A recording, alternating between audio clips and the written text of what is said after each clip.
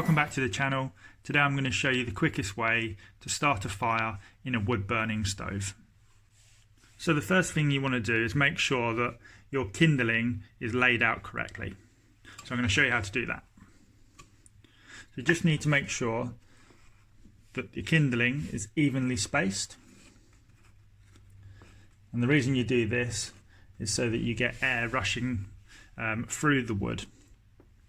Then what I use is a high performance fire lighter, and I put that at the front but between the two gaps, so just like that. And then what I do is I put some more kindling just on top, as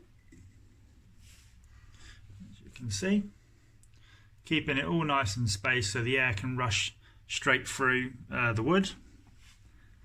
And then I get another piece of wood, nice big bit, and then I pop that on top,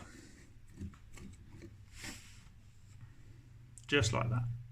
And if you can do that, you'll get a raging fire every single time. So now you're ready to light the fire lighter. So you're going to make sure you've got some extra long matches.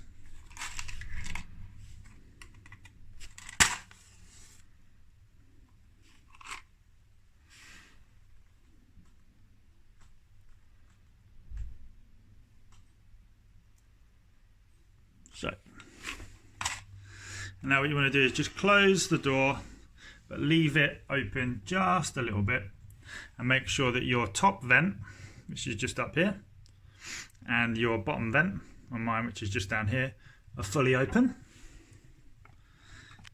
And as you can see, that's already starting to light.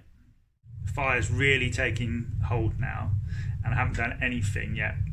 Just left the door open and left both of the vents open. So when you look inside your log burner, the wood is now starting to really go black, turn into charcoal. Now when you start seeing that, that's the time when you want to close the door. So once you've got a really good fire, what you're going to do is you're going to close the door, but you're going to leave both vents fully open. So now the fire's really raging. Now it's time to close the door on the stove.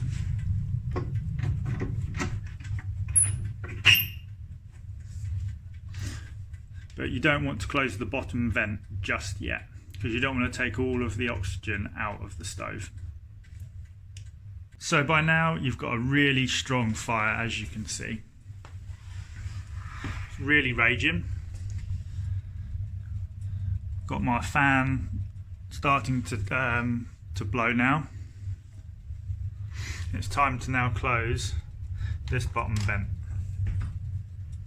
So we close this off, and that's going to restrict some of the air going inside the stove now.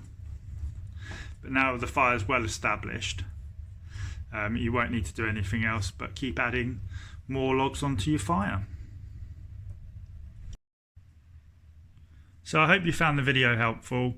If you did, please hit the like button and subscribe for more videos just like this one.